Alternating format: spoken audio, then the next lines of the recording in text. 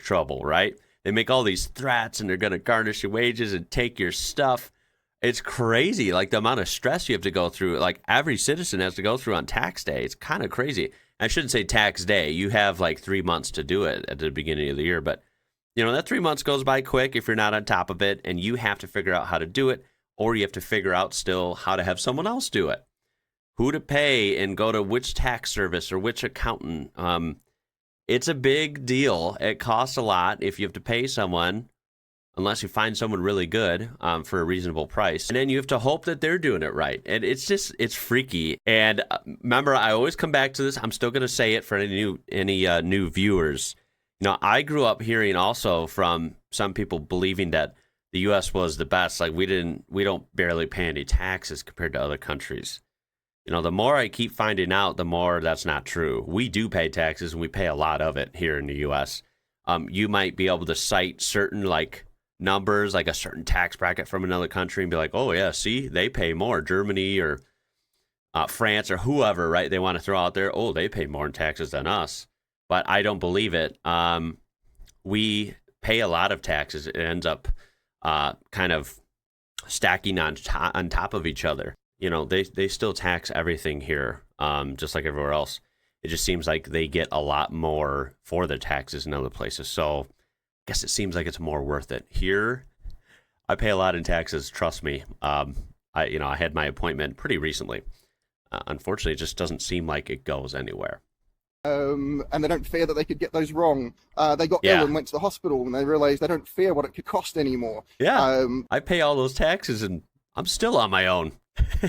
If I get hurt, figure it out. You got to figure out health insurance. That's a whole confusing, weird, abstract deal as well. And you get to pay a lot for it here. You get to pay a lot for health insurance here. And guess what? Half the stuff, they might not even cover it. Or if you go to the wrong doctor, whatever that means, like the wrong one that's out of network, they won't cover it either. Fun. It's fun here with that. With the police, and they weren't afraid. They requested time off from their boss, and their boss was just wondering why they made a big deal out of it. And they just said, book it in the system, because they get 4, 5, 6 paid weeks off now, and it's no longer an issue. There's loads of things. So tell me your stories. These ought to be good. I'm an American currently living in Canada. And everything that this original poster already mentioned are things that I would have said. Yeah. So I don't have anything to add in that regard, but what I sort of will contribute is that about 6 months into me living here, I've lived here for a year. It'll be a year next month. About 6 months into living here, I all of a sudden felt this extreme wave of emotion and physical release in what almost felt like, as somebody with an anxiety disorder, it almost felt like I was coming down from an anxiety attack out of absolutely nowhere. Everything was going completely fine in my life. Nothing had happened, and I couldn't figure out where this huge release was coming from.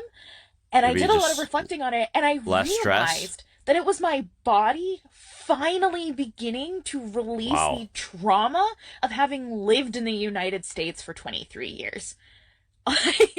My body actually began to physically process just the daily lived trauma of being from the United States and having just lived in Canada for 6 months. Not gone through anything extraordinary here. Just taking myself out of the environment. Now, I don't want to take away from her story, so I'm not really commenting strictly on her because we don't know her story. We don't know where she lived in the U.S. and what had happened throughout her life or whatever. I'm definitely glad that she seems to be doing much better in Canada. That's cool. I've been to Canada. I'm a big fan of Canada. I think it's awesome. Awesome place. Beautiful place. Canada is a good mix of it's definitely intermingled with the U.S. We share a lot of, similarities and stuff like that. But of course, it is a lot different in other ways. And it's definitely, its own place. It's a huge country. And of course, it's very unique as well. But yeah, I've been there. I loved it as well. Now, I haven't lived there, so I can't speak on that. But I didn't find it that different. Now, that's what I want. I want to preface this as just my experience, and this doesn't speak for anyone else. But I didn't find it so different to where I would be 10 times more relieved and stress-free there. But maybe it would be if I actually lived there. I'm not exactly sure. I think that in certain ways there would be things that you would instantly, learn or connect and be like, okay, this is better here, right? I can totally see that. I don't know if it would exactly hit me the same like it did her. That seems a little extreme. As with Canada, you still have rules and laws. You still have stresses like traffic and crowds, taxes, and you name it, right? Now, of course, they do some things better. Of course, like you wouldn't have the same healthcare costs, stresses, and stuff like that. I mean, I'm pretty sure they still have crime and stuff. So I'm not sure I necessarily agree with this one fully, but I mean, I am glad for her that she's Of being in the United States doing much better. Was I mean, this that's huge trauma release inspiring for my body. Like, it was the first time that my body actually felt safe somewhere. So that was really, maybe she was really from fun somewhere to go really through, rough in and the to U.S. realize I'm not sure. That is what I've put myself through for 22 years. I'm really curious if any other Americans living abroad have gone through that same thing.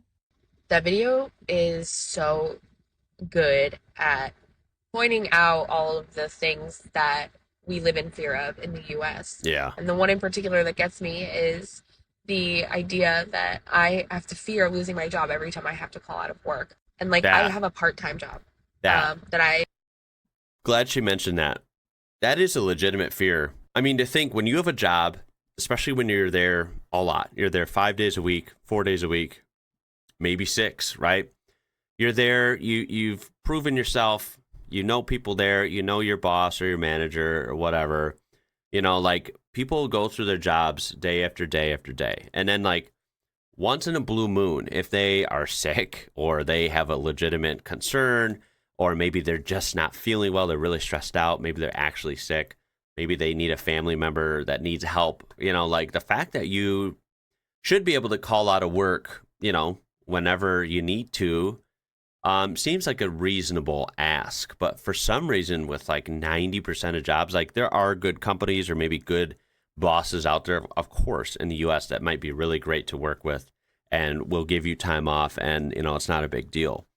But for some reason, the norm is the opposite. The norm is you literally do fear when you call in. You have like that pit in your stomach and, something in your throat like, oh, I gotta get this call right. Otherwise, I might be yelled at and I might be threatened to lose my job, or I might literally lose my job.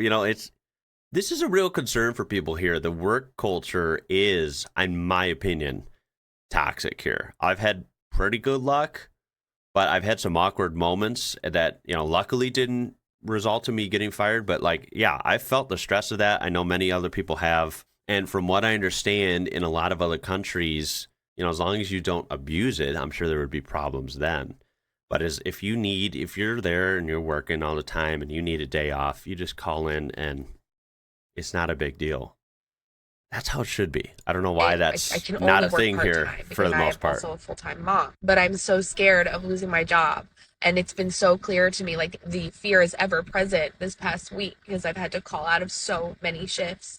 And I'm just like, I keep over-explaining in every email whenever I have to call out. That's relatable. Because I'm like, I have RSV and I don't want to get anybody else sick. I don't want to get anybody else with young kids sick. But I'm so afraid of losing this job because I really need it. And I don't have paid sick time or anything. Jeez. So, So I don't live abroad. I live in the States. But one of the neatest things happened to me when I was in Iceland a couple years ago. At the second Airbnb that I stayed at, I wanted to do just some day hiking because I was exhausted from a very long day that ended in climbing a volcano in the middle of the night before. So I asked the Airbnb host, I'm like, so where can I walk? And he goes, anywhere. And I said, yeah, but at what point will I be trespassing? When do I cross property lines? Are there landmarks that I need to keep in mind? And he smiled and he said, we don't have that here. You can walk anywhere. And I was like, damn. What, no Bubba with a shotgun gonna come out and tell me to get off his land? And he kind of laughed. They just don't do that there. Life was fearless. Yeah, that one is very interesting. That whole